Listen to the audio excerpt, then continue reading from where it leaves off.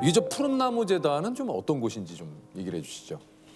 원래 청소년 폭력 예방 재단의 이름을 폭력을 빼고 그냥 푸른나무 재단으로 해서 더 활동 범위를 더 넓히신 넓고 거군요. 예. 문화적인 활동으로 바꾸기로.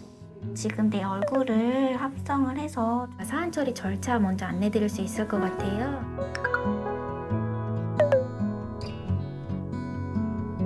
내가 누군가를 똑같이 하면 나도 어떤 사람이 된다? 나도 똑같은 사람이 돼요.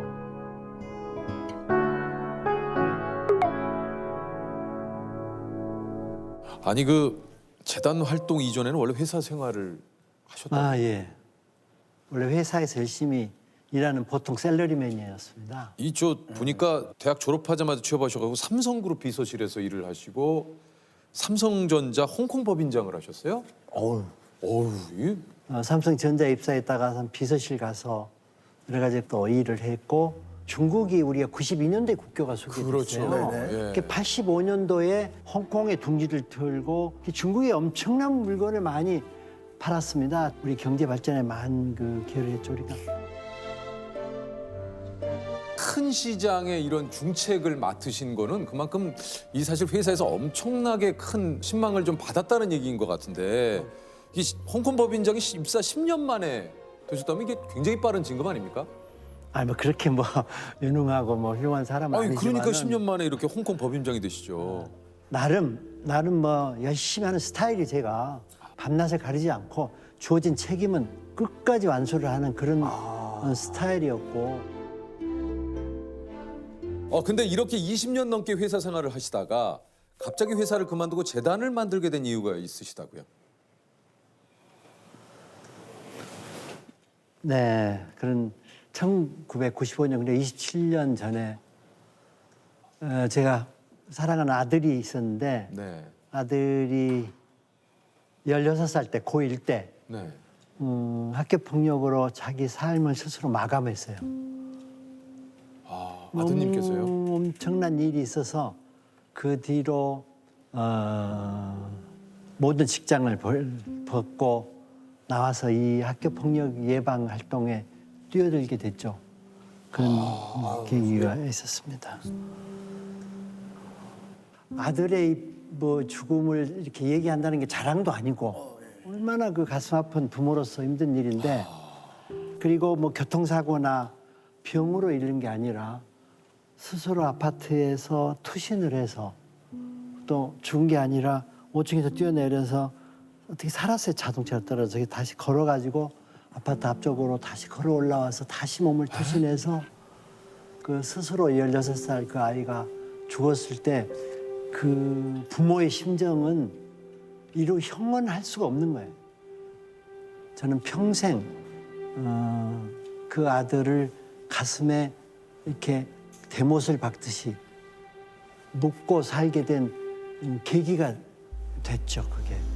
어린 학생들을 학교에 보내기가 두렵고 또 혼자 거리에 내보내기가 불안해진 우리 사회. 여기에다가 이젠 학생 폭력 행위까지 그 그렇지만 심각성을 정작 더해가고 학생들은 있습니다. 실제 학교 폭력은 그보다 때 폭력은 더하다고 말합니다. 무관심과 무대책 속에 방치돼 있습니다.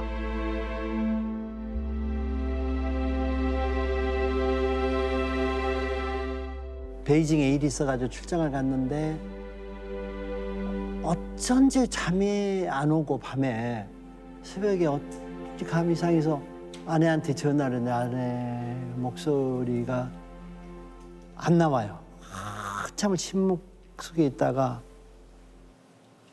갑자기 폭포수처럼 여보 대은이가 죽었어.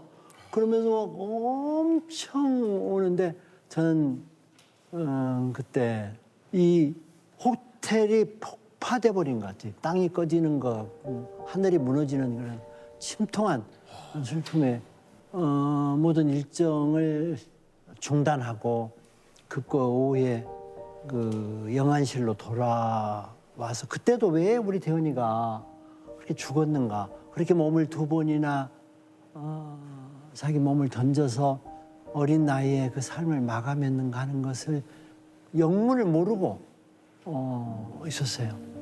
근데 그게 너무 원통하고 한심하고 내 스스로 그 죄책감 회한 아들을 돌보지 못하고 너무나 회사 일에만 몰입했구나 하는 그런 자책감 이런 것 때문에 아무것도 할 수가 없었어요.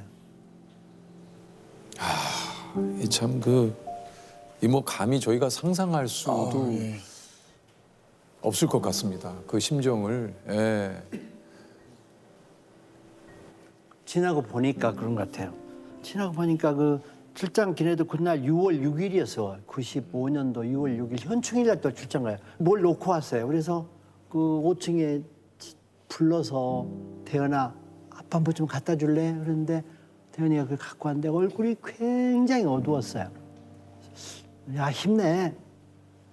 그렇게 하고 저는 차를 타고 공항으로 나갔고 나중에 돌이켜 그걸 짚어보니까 우리 대은이가 죽음을 준비하고 있었던 게 아닌가.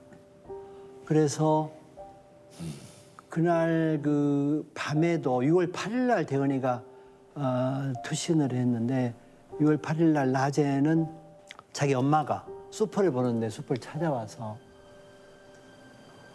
엄마가 물건 산 것을 이렇게 조용히 들어서 집에다가 그 물건을 놔주고 인사를 하고 나갔는데 그게 엄마에 대한 마지막 자기 나름의 효도가 아니었던가. 그래서 자기 나름대로 스스로 자기 삶을 이렇게 정리했고 모든 신변을 깨끗이 정리했더라고요. 죽은 다음에 보니까 모든 물건들이 정리되고 일기장도 정리되고 노트 이런 게 정리가 돼서 더 어머니로서 아버지로서 진짜 비통한 그 마음, 무엇이 우리 아들을 죽음으로 이르게 했던가라는 그 통안의 슬픔이 깔려 있었죠. 그 전까지는 아드님이 뭐 어떤 상담을 요청했다거나 그런 일은 없었습니까? 있었어요. 있었는데 학교 폭력을 당했다는 것에 대해서는 구체적으로 그 핵심을 몰랐고 옷이 구겨져 오고 흙 찢어져 오고 흙을 묻혀 오고 안경이 부러져 오고 얼마나 상처를 받고 와서 태연아 도대체 왜 얘가 덩치가 커요. 태연이의 팬클럽이 있었어요. 5개나 있었는데 학교에서 반장도 하고. 네. 근데 그 상급생들로부터 많이 맞았던 것 같은데 그 얘기를 하지 않고 6개월을 지나다가 깡패들한테 걸려서 맞았다. 넘어져서 다쳤다. 이런 핑계만 대서 제가 파출소 가가지고 내 항의를 한 적이 있어요. 대한민국 치안이 어떻게 돼서 우리 이렇게 아들을 자꾸 맞고 다치고 오느냐. 대현이는 그게 아니고 그 밤에 삐삐가 오면 풀려나가서 뭐 놀이터에 가서 또 노래방 가서 그렇게 많이 힘든 시간이 계속 반복돼 왔던 것 같아요. 그러니까 입학에서부터 몇 달이 이렇게 지속된 거죠. 그러면 학교 폭력이 있다는 것을 나중에 아시게 된 거군요. 그렇죠. 영안실에서 그 때린 가해들이 나타나서 대현이 죽어서 골치 아프게 생겼구나. 그래서 술 취해가지고 행포해를 부렸고 그보다도 결정적인 증거는 그 대현이가 삐삐가 있었는데 삐삐로 계속 문자가 와요. 천사야 잘 가라 미안해 도와주지 못해서 미안해 그런 그 문자가 끊임없이 몇 달을 왔어요. 그래서 대현이가 그 폭력을 쭉 당해왔다는 사실을 알게 됐고 상급생한테 그 폭력을 이렇게 당했는데 그 사실을 진실을 아빠한테 말하지 못한 거예요. 그걸 말했다가는 선배들한테 더 힘들까 봐 무서워서. 그 가해자들은 그 처벌 안 받았습니까? 그러기 전에 또 우리 대은이 친구들을 불러다가 또 그 애들이 가해자들이 엄청 팼다는 사실을 알았어요. 그 친구분들을 또 내가 이제는 이건 내 도저히 참을 수 없다. 내가 얘들을 내가 없애버리고 어떤 수단과 방법을 안 주고 내가 없애버리고 내가 한국을 뜨겠다. 그래서 한 명씩 그 빵집에서 만나서 직접 만나셨어요. 직접 하나씩 만나서 왜 그랬는가. 그러니까 여러 가지 얘기를 하는데 걔들이 발벌 떨더라고요. 내가 그러면서 측은한 마음이 들고 내가 복수를 하려고 사실은 그랬거든요. 내가 또 악순환해서 얘를 처벌하고 한국을 떠나는 게 능사가 아니라 하늘에 맡기자. 하늘이 알아서 얘들을 처벌해주고 나는 다시는 이런 비극적인 우리 아들 같은 죽음이 이 땅에 있어서는 안 되겠다. 그래서 이런 단체를 잘 운영해서 제2의 대연이, 제3의 대연이가 없도록 해야 되겠다는 쪽으로 방향을 선회를 하게 된 거죠. 제가 그래서 너무나 한스럽고 아무것도 할 수 없는 무기력감에 이제 빠져 있다가 내가 기자회견을 자청했어요. 우리 아들이 학교폭력으로 시달리다가 생을 마감했는데 학교폭력이 존재하고 이 문제를 사회가 나서서 뛰어들어서 고쳐야 될 거 아니냐. 네네. 그게 신문의 한 페이지에도 한 소년이 몸을 던지다 이렇게 보도가 되니까 엄청난 반향이 일어났어요. YMCA에다가 그 전화를 받는 창구를 만들었는데 YMCA에서 엄청난 그 전화가 뭐 쇄도를 했고 YMCA도 깜짝 놀랐어요. 그때 그 88 올림픽보다 더 많이 왔다고 그래요. 그래서 그 전화 오신 분들 중에서 각 분야별로 5분을 모아서 우리가 우리 자녀들을 학교에다도 맡길 수 없고 경찰한테도 이걸 말해도 개선이 되지 않으니 우리가 우리 스스로 우리 아이들을 잘 보호하고 키우자. 라는 그런 선언을 하고 시민 모임으로 출발을 했죠. 그래서 그것이 지금 현재 푸른나무 재단의 전신이 됐고 상담 기법도 없었고 무슨 일을 어떻게 해야 될지 막연하고 그래서 안 되겠다. 법인을 만들어가지고 제대로 해야 되겠다. 전문가들 뽑아서 그래서 만든 것이 그 청소년 폭력 예방 재단. 근데 사실은 학교가 학교 폭력이라는 핵심 문제를 발벗고 나서지 않기 때문에 담당 교육청이라든가 공무원들하고 대화를 할 수가 없었어요. 만나자고 약속하면 약속이 안 돼. 그래도 내가 찾아가면은 그냥 외출을 해야 한다고 나가고 회전의자를 빙그를 돌려가지고 이렇게 만나주질 않았어요.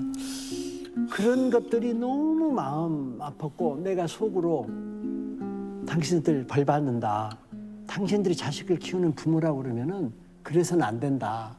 라는 얘기를 하면서도 꼭 참고 정말 그런 것들이 힘들었지만은 내가 아들의 죽음이라는 것을 겪은 아버지로서 그럼 내가 그럼 내려놓으면은 나는 뭐냐.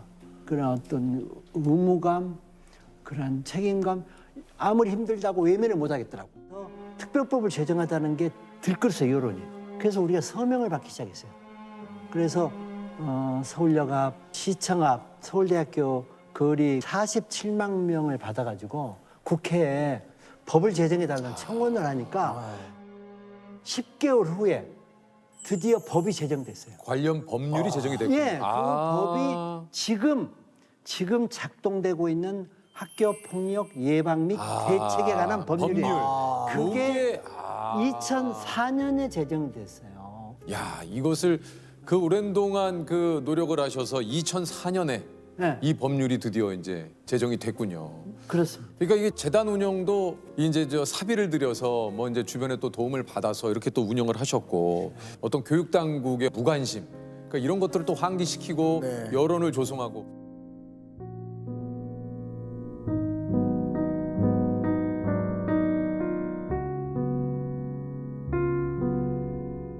야, 이게 참 그 말이 27년이지 27년 동안 정말 많은 일들이 좀 있으셨고 얼마나 또 외롭고 힘드셨는지 이게 저 얘기를 들으면서 좀 느껴집니다. 이렇게 노력을 하셨는데도 2011년에 좀 안타까운 사건이 있었다고 그래요. 그러니까 사실은 그 법이 있음에도 불구하고 학폭법이 있음에도 불구하고 그 잘 작동이 되지 않고 있다가 2011년에 대구의 권모군을 기억하실 거예요. 권모군이 유서 5장을 남기고 스스로 또 목숨을 끊은 사건이었는데 그 유서가 우리 사회에 엄청난 파장을 가져왔어요. 아빠 죄송해요 그러면서 유서를 쓰고 그 아이가 죽었는데 그게 세상에 엄청난 파장이 와서 당시 총리가 나서서 특별 담화문을 내고 그때부터 이 법이 강력하게 작동되기 시작한 게 2011년이에요. 아 그렇군요. 그러니까 우리 정부가 비로소 그 법에 의해서 일하기 시작했고 그 결과 지금에는 많은 시스템이 갖춰져 있음에도 불구하고 이제 근래도 끊임없이 맞습니다. 문제가 그렇죠. 있죠. 혹시라도 어딘가에서 학교 폭력 때문에 괴로워하고 있는 우리 학생들이 있다면 우리 학생들에게 좀 어떤 얘기를 해주고 싶은지 그리고 우리 학생들이 좀 어떻게 하는 게 좀 좋을까요? 도움을 청하라. 도움을 청해야 맞습니다. 되지 네네. 그대로 혼자 해결하려고 하지 혼자 마라. 해결하려고. 혼자 해결하면 예. 할 수 있는 문제가 아니다. 맞습니다. 그렇죠. 예. 손을 내밀어라. 엄마 나 이런 일이 있어. 아빠 나 좀 도와주세요. 이런 일이 있어요. 라고 말을 해야 되고 또 그게 정이 어렵고 그렇다고 그러면은 저희 같은 전문기관이 있기 때문에 1588 9원의 8이에요. 9원의 8 도와준다는 9원의 8 9128이니까 전화를 해서 선생님 저희가 이런 어려움이 있습니다. 학교 가기가 두려워요. 무서워요. 저를 도와주세요. 그러면 저희 전문 상담원들이 있어요. 저 진짜 지금 얘기하신 대로 절대 혼자 해결하려고 하지 마시고 꼭 주변에 도움을 구하시기를 얘기를 드리고 싶습니다. 이 참 그동안의 공로를 또 이렇게 인정을 받으신 건지 2019년에는 이제 아시아의 노벨상이라고 불리는 막사이 사이상. 축하드립니다. 네. 예. 그래 좀 뜻밖의 그런 큰 상을 받고 네. 뭐 훈장도 받고 뭐 인수장도 받고 했지만 그게 중요한 게 아니고 누군가 이런 걸 지켜보고 묵묵하니 우리를 응원하는 사람이 이 세상에 있구나. 그래서 그 막사이상 통보를 받고 나서 혼자 그 뒷산을 쭉 걸으니까 눈물이 나더라고요. 네.